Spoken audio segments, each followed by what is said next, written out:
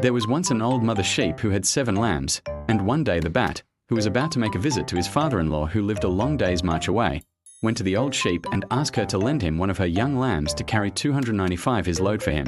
At first the mother sheep refused, but as the young lamb was anxious to travel and see something of the world, and begged to be allowed to go, at last she reluctantly consented. So in the morning at daylight the bat and the lamb set off together, the lamb carrying the bat's drinking horn. When they reached halfway, the bat told the lamb to leave the horn underneath a bamboo tree. Directly he arrived at the house, he sent the lamb back to get the horn. When the lamb had gone, the bat's father-in-law brought him food, and the bat ate it all, leaving nothing for the lamb. When the lamb returned, the bat said to him, "Hello, you have arrived at last I see, but you are too late for food, it is all finished." He then sent the lamb back to the tree with the horn, and when the lamb returned again it was late, and he went supperless to bed. The next day, just before it was time for food, the bat sent the lamb off again for the drinking horn, and when the food arrived the bat, who was very greedy, ate it all up a second time. This mean behavior on the part of the bat went on for 4 days, until at last the lamb became quite thin and weak. The bat decided to return home the next day, and it was all the lamb could do to carry his load. When he got home to his mother, the lamb complained bitterly of the treatment he had received from the bat, and was baying all night, complaining of pains in his inside. The old mother sheep, who was very fond of her children, determined to be revenged on the bat for the cruel way he had starved her lamb. She therefore decided to consult the tortoise, who although very poor was considered by all people to be the wisest of all animals. When the old sheep had told the whole story to the tortoise, he considered for some time, and then told the sheep that she might leave the matter entirely to him, and he would take ample revenge on the bat for his cruel treatment of her son. Very soon after this, the bat thought he would again go and see his father-in-law, so he went to the mother sheep again and asked her for one of her sons to carry his load as before. The tortoise, who happened to be present, told the bat that he was going in that direction, and would cheerfully carry his load for him. They set out on their journey the following day, and when they arrived at the halfway halting place, the bat pursued the same tactics that he had on the previous occasion. He told the tortoise to hide his drinking horn under the same tree as the lamb had hidden it before.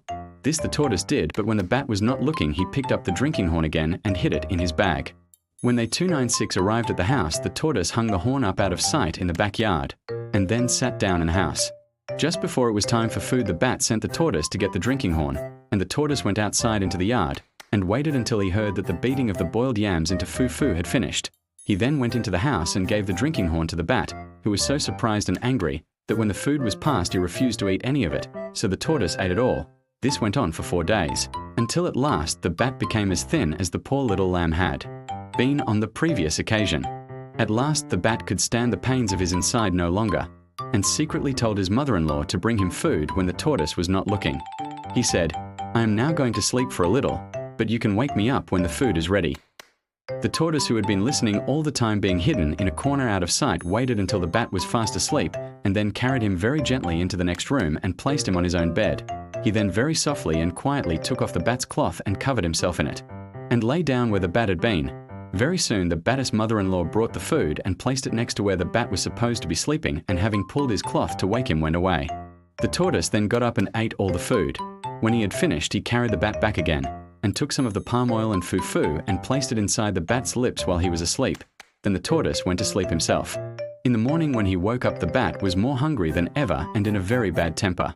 So he sought out his mother-in-law and started scolding her and asked her why she had not brought his food as he had told her to do.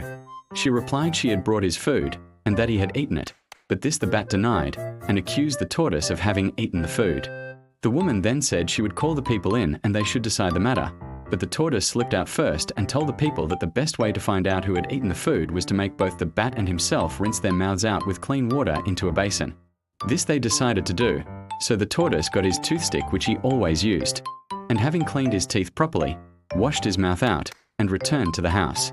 When all the people had arrived, the woman told them how the bat had abused her, and as he still maintained stoutly that he had had no food for 5 days, the people said that both he and the tortoise should wash their mouths out with clean water into 2 clean 297 calabashes. This was done, and at once it could clearly be seen that the bat had been eating, as there were distinct traces of the palm oil and fufu which the tortoise had put inside his lips floating on the water. When the people saw this, they decided against the bat, and he was so ashamed that he ran away then and there, and has ever since always hidden himself in the bush during the daytime, so that no one could see him, and only comes out at night to get his food. The next day, the tortoise returned to the mother sheep and told her what he had done, and that the bat was forever disgraced. The old sheep praised him very much and told all her friends, in consequence of which the reputation of the tortoise for wisdom was greatly increased throughout the whole country. If you like the video, subscribe to the channel, like the video and comment.